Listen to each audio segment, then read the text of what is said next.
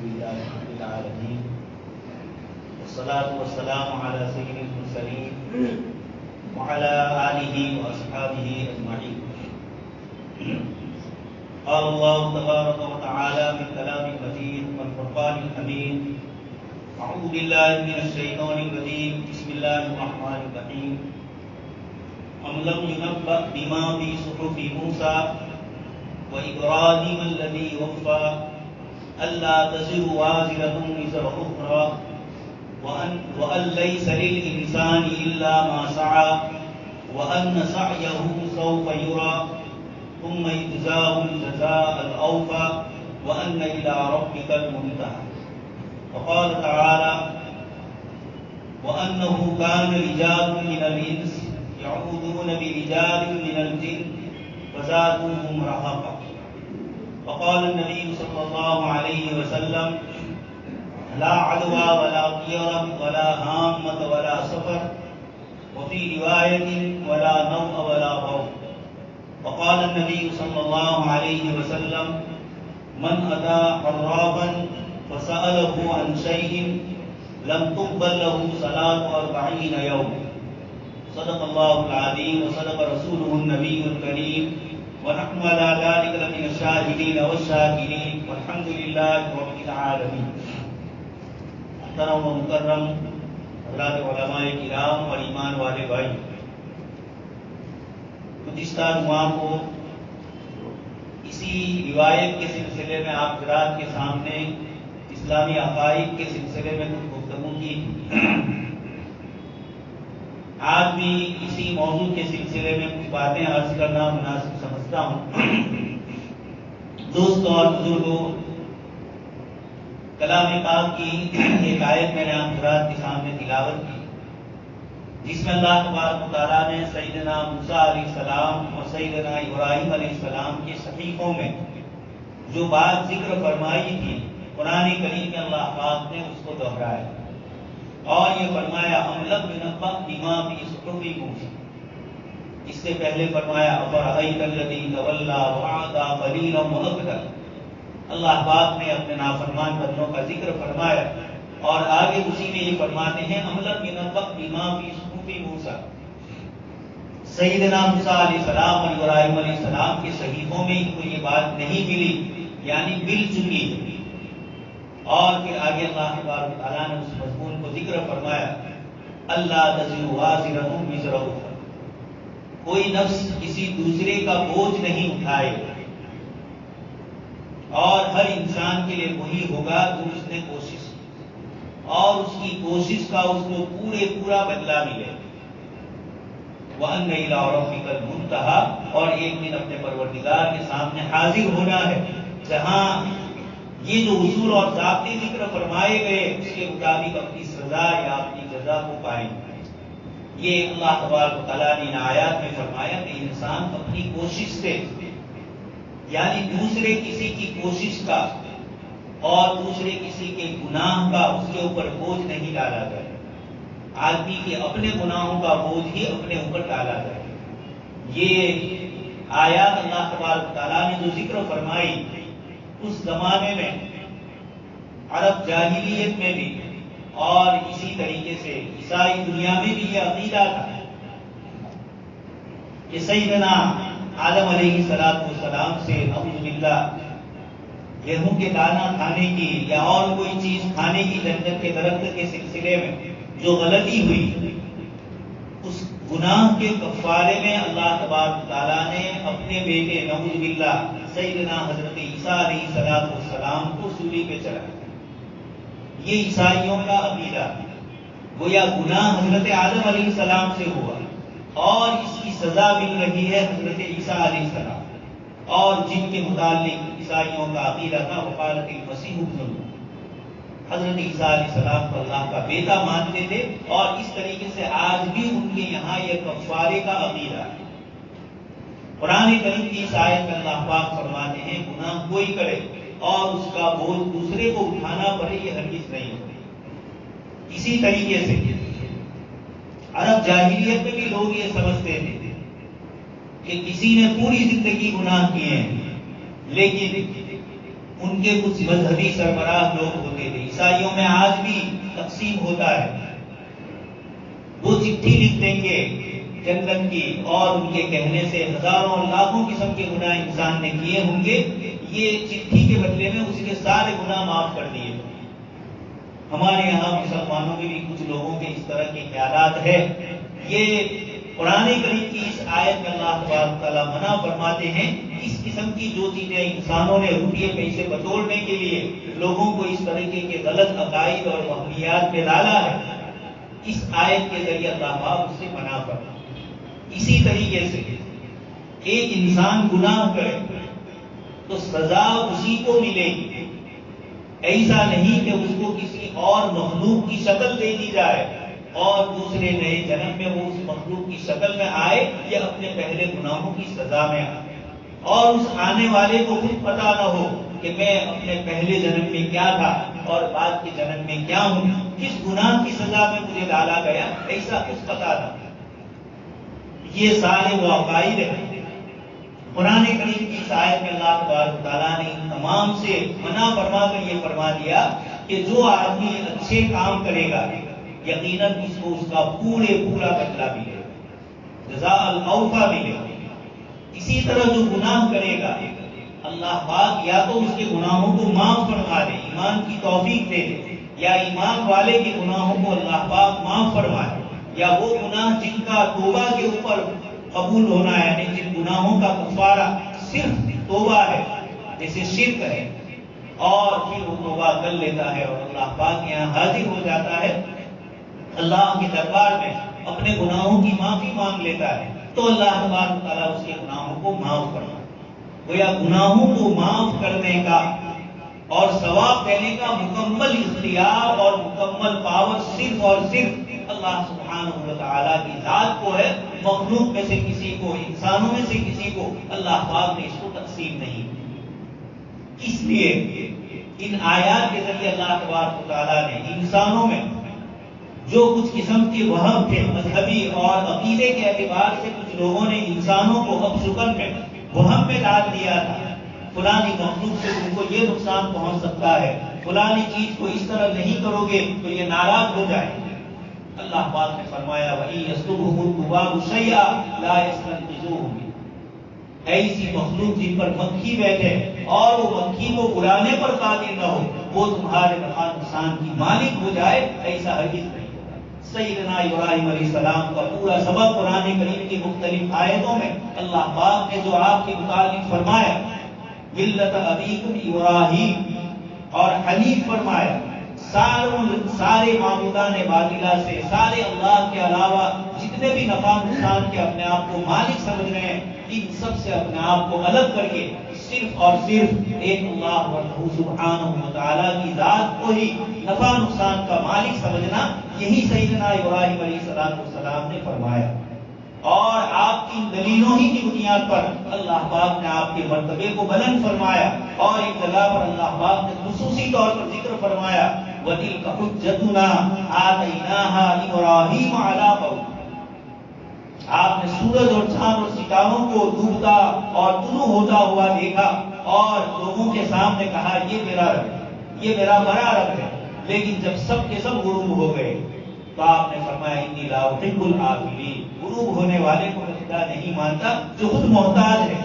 یہ میرا کیا فائدہ پہنچا سکتا۔ اس لیے دوست اور بزرگوں، اس مہینے کے ساتھ لوگوں نے جو کچھ چیزوں کو منحوس سمجھا ہے، اسی طرح حدیث شریف میں جو ایک جملہ فرمایا لا عدویٰ ولا طیرہ، طیرہ کا معنی ہے بدفعلی ہے، کسی کے آنے سے، کسی کے گزرنے سے، کوئی واقعہ پیش آنے سے بدفعلی ہے، یا فلانا ناراض ہو جائے تو ہم پر یہ ہوگا، مخلوق میں سے۔ یہ جاہلیت میں انسانوں کو سمجھایا گیا، آج کے ہمارے اس ملک میں اس طرح کے انسرجائے اور ہم بہت عرب لوگوں کے اندر چٹھی نکالنا اور تیر کے پاسے پلٹنا،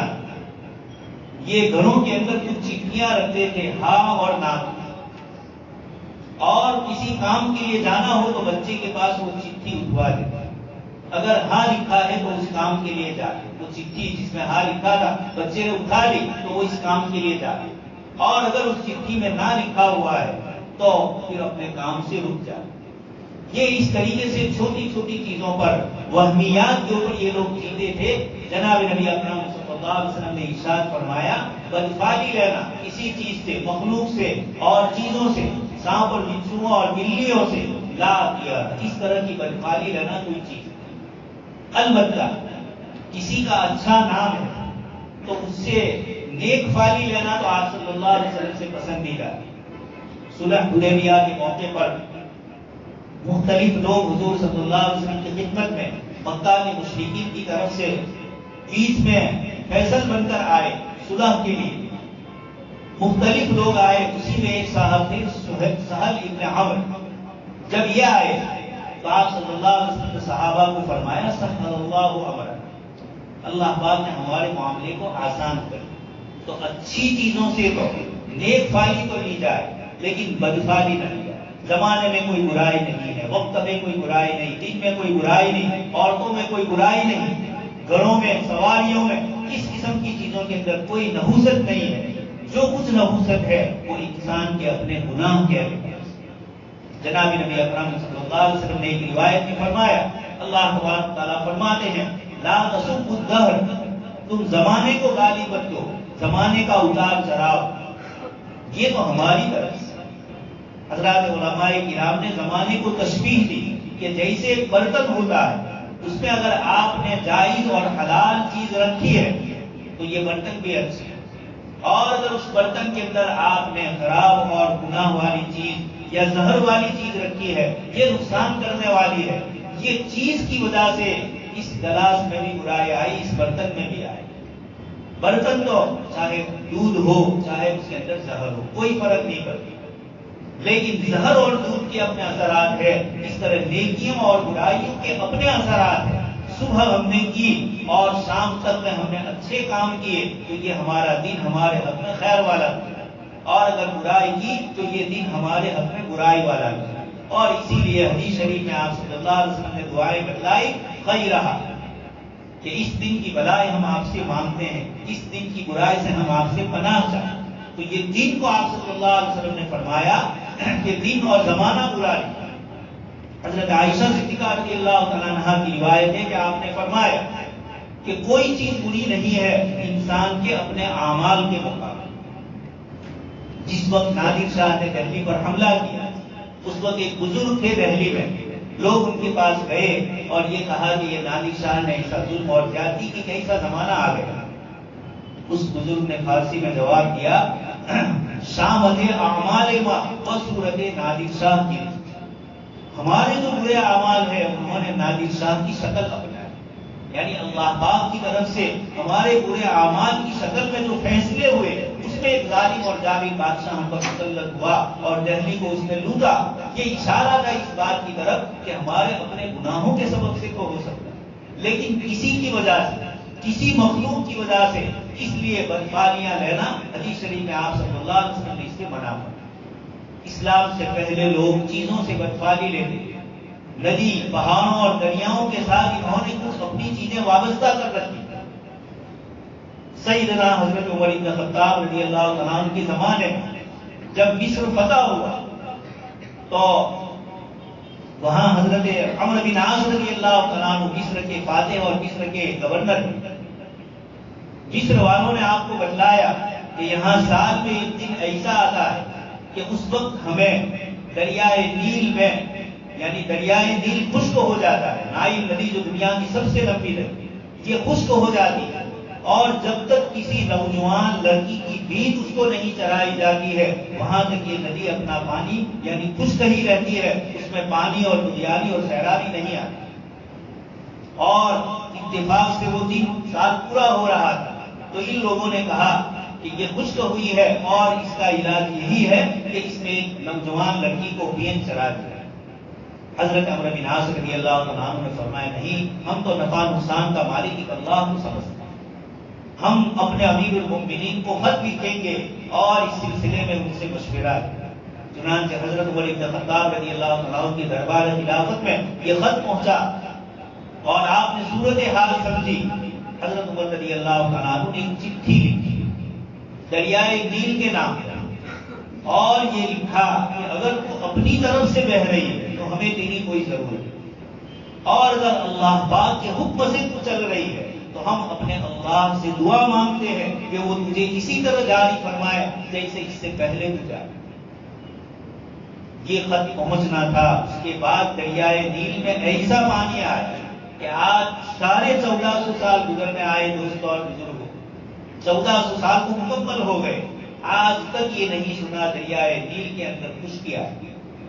حضرت عمر رضی اللہ تعالیٰ عنہ نے بتلایا کہ چیزوں سے نہیں ہوتا ہے، اللہ تبارک تعالیٰ کی ذات عالی ہی سے ہوتا ہے۔ دریائے نیل کو بھی خطاب کیا، اس لیے کہ اس زمانے کے لوگ اسی کو بڑا سمجھتے تھے۔ حضرت عمر رضی اللہ تعالیٰ عنہ کو اس کو خط لکھنے کی ضرورت نہیں،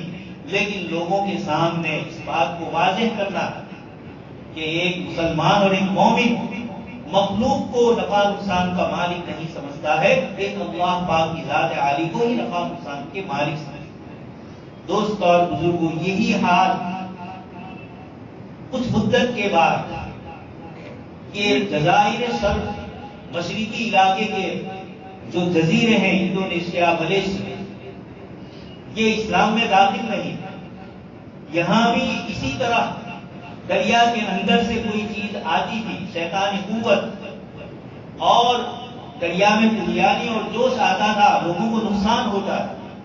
وہاں بھی یہی طریقہ اپنایا گیا تھا کہ نوجوان لڑکی کو بیچ چرایا جاتا تھا، اور اس کے بعد دریا کے اندر پانی پھر دوبارہ شروع ہو جاتا تھا، اچھی طرح دریا کی شرارت اور سرکشی بند ہو جاتی۔ ایک مسلمان تاجر تجارت کی نیت سے وہاں گئے تھے،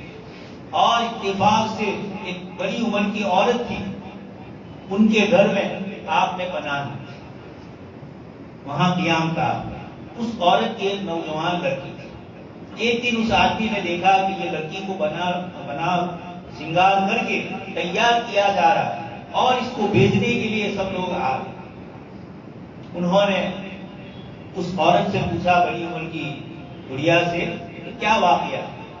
اس نے کہا کہ ہمارے یہاں دریا سے اس طرح کی کوئی چیز آتی ہے، اور جب تک نوجوان لڑکی کو بیچ نہیں چڑھایا جاتا وہاں تک یہ پریشانی اور یہ وبا جاتی نہیں۔ یہ مسلمان تھے، انہوں نے اس عورت سے کہا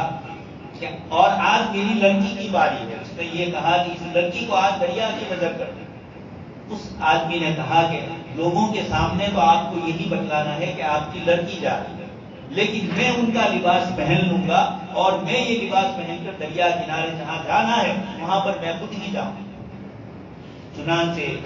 انہوں نے لباس پہن لیا اور وہاں گئے۔ اتفاق سے وہاں جو کمرہ اور روم جیسا تھا، رات کے وقت انہوں نے وہاں نماز شروع، آدھی رات گزری اور ادھر سے کچھ وبائیں اور بلائیں اور کچھ آواز اور شور اور ہنگامے ہوئے۔ یہ اپنی نماز میں رہے۔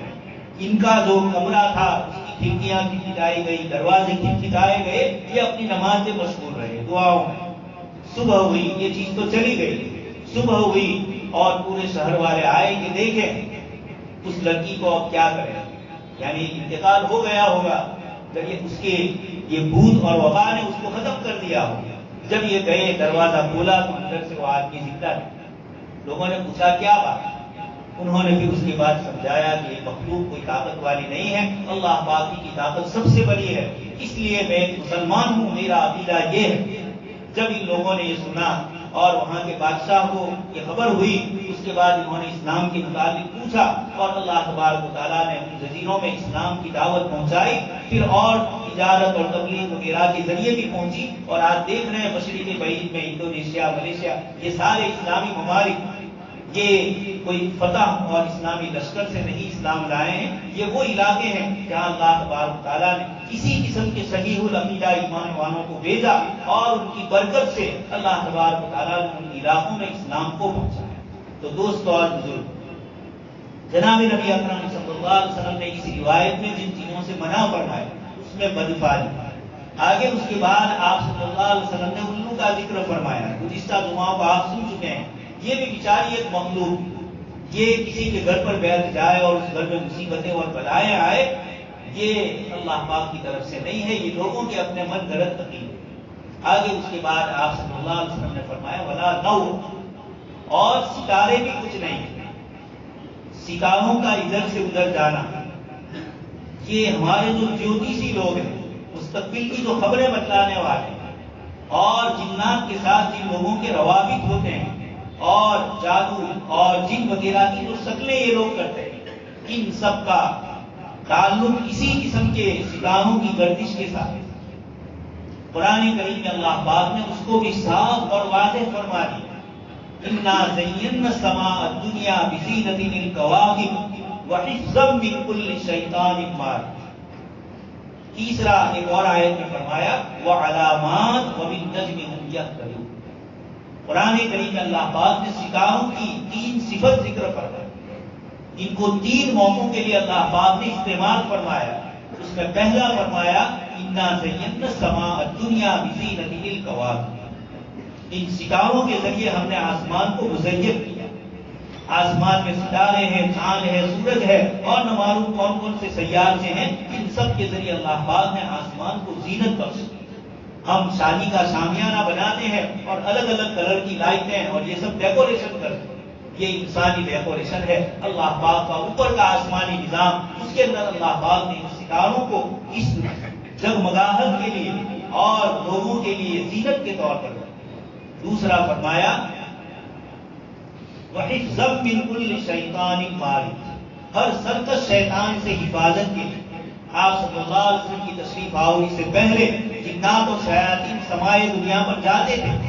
اور فرشتوں کی باتوں کو سن لیتے تھے۔ یہ بھی اللہ پاک کی طرف سے ایک امتحان اور آزمائش تھی۔ جب آپ صلی اللہ علیہ وسلم تشریف لائے اور قرآن کریم اترنا شروع ہوا، ہر 4 سمت سے اللہ پاک کی طرف سے ان پر من کل شیطان مارد شہاب الثاقب، اللہ پاک نے فرمایا روشن ستارہ ان پر گرتا ہے، اور اس طریقے سے ستاروں کے ذریعے شیاطین کو اللہ پاک کی طرف سے بھگایا۔ تیسرا فرمایا وعلامات وبالنجم هم يهتدون، یہ ستارے بطور علامت کے نشانیوں کے طور پر وبالنجم هم يهتدون، ان ستاروں کے ذریعے لوگ رات کو راہ پاتے۔ پہلے زمانے میں ایسی بجلیاں نہیں تھی، سمندری سفر ہوتے تھے اندھیروں میں، تو راستہ کیسے معلوم، رات کا وقت کتنا ہوا اس کا پتہ کیسے چلے؟ ان ستاروں کی روشنی میں لوگ سمندری سفر کرتے، لوگ جنگلوں میں سفر کرتے تھے ان ستاروں کے۔ حدیث شریف میں آپ صلی اللہ علیہ وسلم نے فرمایا اللہ پاک نے ستاروں کو ان 3 وجہ سے پیدا فرمایا،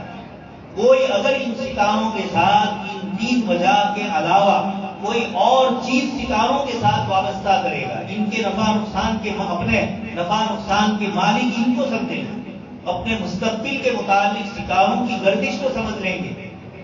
تو اس نے آپ صلی اللہ علیہ وسلم نے جو جملہ ارشاد فرمایا وہ حضرت محمد صلی اللہ علیہ وسلم کی لائے ہوئے دین سے اپنے آپ کو الگ کر، فقط بری بما جاء محمد صلی اللہ علیہ وسلم، اتنی سخت وعید آپ صلی اللہ علیہ وسلم نے فرمایا۔ یہ بیچارے اپنا مستقبل نہیں جانتے ہیں، ہمارا مستقبل کیا جانے۔ کل ہی پوربندر کا کوئی اسی طرح کا جوتش تھا اور لوگوں کو پیسے لے کر بناوٹ کرتا، کل کے اخبار میں اور سوشل میڈیا میں اخبار میں یہ جملہ آیا کہ یہ سب کو سب کچھ بتلا دیتا تھا، لیکن اس کے گھر پولیس پہنچ رہی ہے اس کا اس کو پتا ہے۔ جب پکڑ لیا گیا اب اس کے بعد اقرار کر رہا ہے کہ میں جھوٹا ہوں، میں نے لوگوں کو بیوقوف بنایا، یہ سب چیزیں وہ کہہ رہا ہے، لیکن لوگوں کی مستقبل کی خبریں بتلا کر اپنی خود نہیں جانتا تھا کہ چند دن کے بعد پولیس والے آئیں گے، مجھے پکڑیں گے اور مجھے جیل کے حوالے کیا۔ یہی حال ہوتا ہے ان مستقبل کی خبریں بتلانے والوں کا، ایک بات 100 باتیں 99 تو اس میں جھوٹ ہوتی ہے۔ شیطان اپنی طرف سے ایک بات جو اوپر سے سنی ہوئی ہوتی ہے، فرشتوں کے ذریعے جو باتیں سمائے دنیا پر ہوتی ہے، جنات کی جماعت جاتی ہے، یہ بھی اللہ پاک کی طرف سے ایک امتحان ہے۔ حدیث شریف میں ہے کہ جیسے مرغ دوسرے مرغ کے کان میں کچھ کہتا ہے، یہ شیطان ایک دوسرے کو کہتے ہیں، اور پھر اس کے بعد یہ سارے شیاطین اوپر سے نیچے دنیا میں جو ان کے چیلے ہوتے ہیں، مستقبل کی خبریں بتلانے کے دعوے دار، ان کے پاس جا کر یہ بات کہتے ہیں اور یہ اس طرح کی خبریں بتلائیں۔ حضرت یوسف علیہ السلام کے زمانے میں یہی گدے کرتے تھے۔ سیدنا یوسف علیہ السلام کے سامنے جب بادشاہ کا خواب آیا تو یہ خواب کی تعبیر نہیں بتلا سکے۔ اضغاث احلام وما نحن بتأویل الاحلام بعالم، لیکن سیدنا یوسف علیہ السلام اللہ کے نبی تھے، آپ نے اس خواب کی تعبیر صحیح طریقے سے بتلائی، اور وہیں پر قرآن کریم نے کچھ آیات میں اشارے فرمائے کہ اللہ تبارک تعالیٰ کی ذات کی نفع نقصان پہنچا۔ ایک اور آیت میں نے آپ حضرات کے سامنے پڑھی تھی، اور روایت میں بھی ولا غول، جن اور شیاطین اور بھوت اور پریاں، بھوت جس کو بولا جاتا ہے، پری سے اگر خود مراد ہے تب تو وہ تو جنت کی نعمت ہو، لیکن یہاں جو دوسری چیزیں مراد لی جاتی ہے، باطل نظریات اور باطل عقائد، تو شیاطین کے متعلق بھی قرآن نے فرمایا وَأَنَّهُ كَانَ رِجَالٌ مِّنَ الْإِنسِ يَعُوذُونَ بِرِجَالٍ مِّنَ الْجِنِّ فَزَادُوهُمْ رَهَقًا۔ سورہ جن میں یہ آیت ہے، جنات خود کہہ رہے ہیں کہ ہم میں سے کچھ شیاطین اللہ پاک کے ساتھ جھوٹ بولتے تھے، کچھ یہ کرتے تھے وہ کرتے تھے، لمبی تفصیل ذکر فرمائی۔ اسی میں یہ فرمایا کہ انسانوں میں سے کچھ انسان جنات سے ڈرتے تھے، اور ان کے ڈرنے میں شیاطین اور جنات کو رہا کا سرکش بنا دیا، ان کو گھمنڈ اور غرور میں مبتلا کر دیا۔ اس سلسلے میں تفسیر بصری میں ایک چھوٹا سا واقعہ لکھا ہے۔ آپ صلی اللہ علیہ وسلم کے زمانے میں، آپ کی تشریف لانے سے پہلے، عرب لوگ یہ کرتے تھے کہ اپنے جانور اور اپنے غلہ وغیرہ کو لے کر سفر کرتے تھے ریگستان میں، جس جگہ اترتے اس جگہ رات کو سوتے وقت اعلان کرتے کہ اس جنگل کا جو جنات اور شیطان سردار ہے اس کی پناہ میں ہم اپنے جانور دیتے۔ اس طریقے سے ان کا معاملہ چلتا ہے۔ ایک صحابی حضرت رافع بن عامر یہ فرماتے ہیں کہ میں بھی اسلام لانے سے پہلے اسی طریقے سے جنگل میں گیا، اور اپنے جانور کو میں نے اسی طریقے سے اعلان کر کے پھر میں سو گیا۔ رات کو میں نے خواب میں دیکھا کہ میرے جانور کو ایک نوجوان آدمی ذبح کر رہا، آنکھ کھلی، میں نے دیکھا اپنے ریور میں جانوروں میں تو کچھ نہیں، پھر میں سو گیا۔ دوسری مرتبہ ایسا دیکھا، تیسری مرتبہ بھی ایسا دیکھا۔ تیسری مرتبہ کے بعد جب خواب میں نے دیکھا اور میں کھڑا ہوا نیند میں سے، تو میں نے دیکھا کہ ایک نوجوان کھڑا ہے اور ایک بڑی عمر کا بوڑھا آدمی کھڑا، اور یہ نوجوان کو یہ کہہ رہا ہے کہ یہ جو گدھے یہاں سے گزر رہے ہیں ان میں سے کسی کو لے لے اور اس آدمی کے اس بکری کو چھوڑ۔ اس نے چھوڑ دیا اور وہ دوسرا جانور لے کر چلا گیا۔ اس کے بعد بڑی عمر کے آدمی نے مجھے کہا کہ تو نے رات کو سوتے وقت جو جملہ کہا تھا کہ اس جنگل کی وادی کے سردار کی پناہ میں اپنے جانوروں کو دیتا ہوں، یہ زمانہ ختم ہو گیا۔ اب یثرب میں، مدینہ منورہ میں اللہ کے نبی صلی اللہ علیہ وسلم تشریف لا چکے ہیں، اس لیے اب تو جب بھی جنگل میں جائے یہ اعلان کر کہ میں پناہ میں دیتا ہوں محمد صلی اللہ علیہ وسلم کے رب کی اپنے اس جانور۔ یہ حضرت رافع تو صحابی مومن نہیں ہوئے تھے، انہوں نے پوچھا کہ یہ کون ہے یثرب اور کہاں ہے؟ فرمایا مدینہ منورہ کا پتہ بتلایا، اور یہ کہا کہ وہ اللہ کے رسول ہے۔ یہ فرماتے ہیں کہ میں اللہ کے رسول صلی اللہ علیہ وسلم کی خدمت میں حاضر ہوں۔ جیسے میں حضور کے پاس پہنچا، جو واقعہ میرے ساتھ پیش آیا تھا آپ صلی اللہ علیہ وسلم نے مجھے وہ پورا نقل کر کے سنا۔ تم نے خواب ایسا دیکھا، تمہارے ساتھ یہ واقعہ پیش آیا، اور ایک جن نے تم کو یہاں پر پہنچایا۔ انہوں نے کہا کہ صحیح ہے، یہ اللہ ہی کا بھیجا ہوا ہوں میں، اور اللہ تبارک تعالیٰ نے مجھے آپ کی خدمت میں بھیجا ہے، اور پھر وہ ایمان لایا۔ قرآن کریم کی اس آیت کے ذریعے آپ صلی اللہ علیہ وسلم فرماتے ہیں جنات اور شیاطین کو یہ ہے اپنی جگہ پر انکار نہیں، لیکن اللہ پاک کی پناہ میں اپنے آپ کو دیا جائے۔ اللہ تبارک تعالیٰ سے دعا ہے کہیں سنی باتوں پر ہم سب کو عمل کرنے کی توفیق نصیب فرمائے۔ آمین۔